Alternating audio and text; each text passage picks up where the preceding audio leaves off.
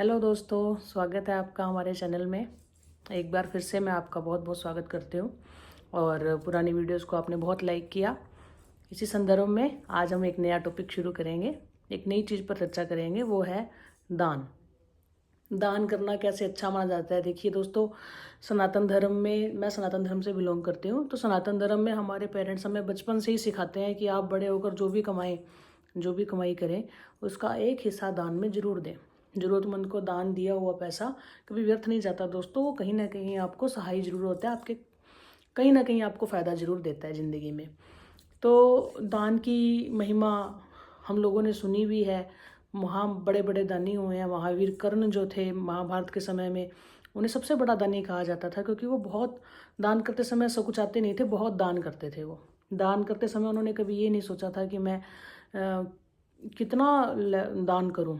तो वो हमेशा अपने हाथ खुले रखते थे दान करने के लिए। तो हमारे संत महात्मा, हमारे ऋषि मुनि ये भी हमें सिखाते हैं कि दान करने से कभी भी पैसा कम नहीं होता, कभी भी घटता नहीं है, बल्कि दान देने से जो धन है, जो चीज़ है, वो बढ़ती ही है। चाहे आप किसी भी चीज़ का दान दो, चाहे वो ज्ञान है, चाहे वो धन है। तो एक बार की बात है, काफ़ी पुराने समय की बात है। तो एक संत महाराज थे, साधु थे। तो बारिश हो रही थी शाम को, और वो कहीं जा रहे थे जंगल के बीच में से। तो वहाँ उन्हें एक मंदिर दिखाई दिया। एक छोटा सा कस्बा था, कस्बे में एक मंदिर था।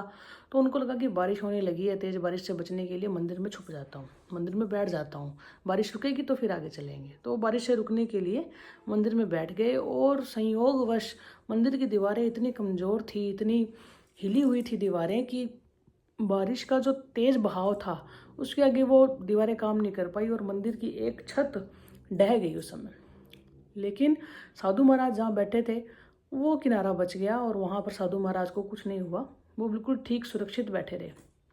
बारिश हटी तो उनको मन में ख्याल आया, साधु थे, साधु हमेशा परोपकारी सोचते हैं। तो उन्होंने सोचा कि भाई मेरे होते हुए ये दीवार ढह गई, मेरे बैठे हुए ये मंदिर गिर गया, तो मुझे दान एकत्रित करना चाहिए, लोगों से दान इकट्ठा करके, और इस मंदिर को दोबारा से रेनोवेट करवा देना चाहिए, ठीक करवा देना चाहिए, ताकि कल को ये किसी के काम आ जाए। ज़रूरतमंद को कभी रुकना है, कभी जो भी है, तो उसके पर्पज़ हल हो जाए उसका। तो मुझे इसके लिए चंदा इकट्ठा करना चाहिए। तो वो अगले दिन जाते हैं गांव में, कस्बे में, उन लोगों से चंदा इकट्ठा करते हैं कि भाई बनाना है, हमने मंदिर को सही कर रहे हैं, तो आप अपनी इच्छा अनुसार जो आपका मन करे दान दीजिए। लोगों ने बढ़ चढ़कर उसमें सहयोग लिया, सब सहयोग दिया, बढ़ चढ़कर दान दिया। बहुत सारा चंदा इकट्ठा हो गया उनके पास। तो वो जो चंदा जब इकट्ठा हुआ तो उन्होंने उस चंदे से मंदिर का निर्माण करवाया। मंदिर भव्य, बढ़िया, सुंदर, और भगवान की मूर्ति उसमें स्थापित कर दी। बहुत अच्छा मंदिर बना।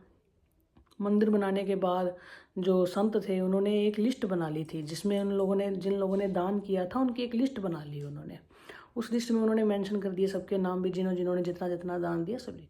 तो वो लिस्ट पढ़ने लगे, बहुत लंबी लिस्ट थी, सबके नाम पढ़ रहे थे। और पढ़ते हुए उन्होंने बोला कि मैं सबसे ज़्यादा धन्यवाद करना चाहूँगा एक बुढ़िया माई का, जिन्होंने बहुत अच्छा दान किया है, बहुत, सबसे ज़्यादा दान उन्होंने किया है, सबसे अच्छा दान उन्होंने किया है।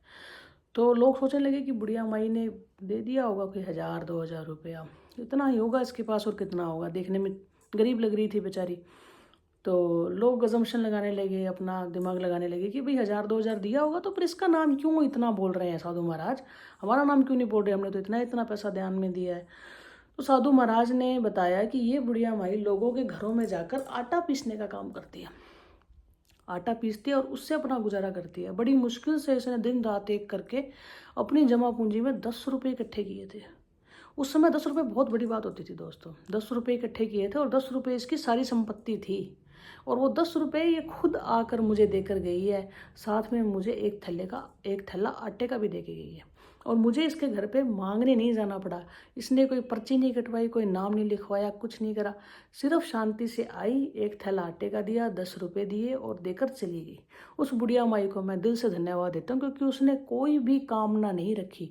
दान के बदले उन्होंने कुछ भी प्रतिफल में नहीं चाहा, अपना नाम तक भी नहीं चाहा कि मेरा कोई नाम भी ले। और मुझे बुढ़िया माई का नाम भी नहीं पता। तो जो सब लोग वहाँ पर खड़े थे वो हैरान हो गए, परेशान हो गए, और मन ही मन तारीफ़ करने लगे बुढ़िया की कि भाई बहुत अच्छा काम किया है इन्होंने।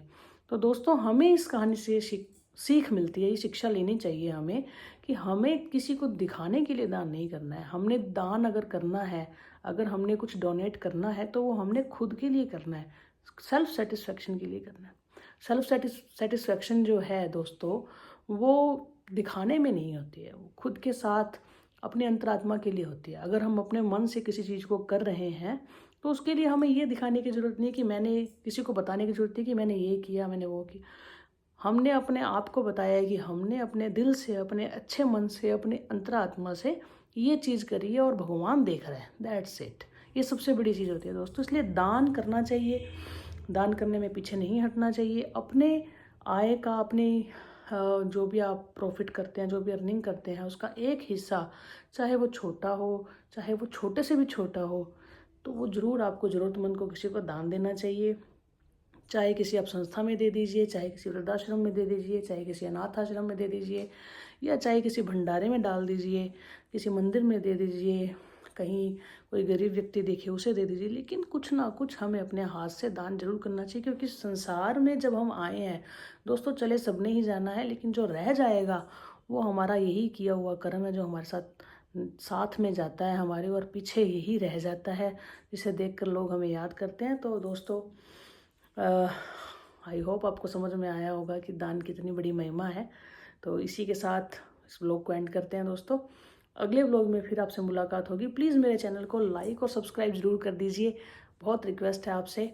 और बहुत सारे व्यूज़ देने के लिए, बहुत सारा समय देने के लिए आप लोगों का बहुत बहुत धन्यवाद। थैंक यू दोस्तों, मिलते हैं अगले ब्लॉग में।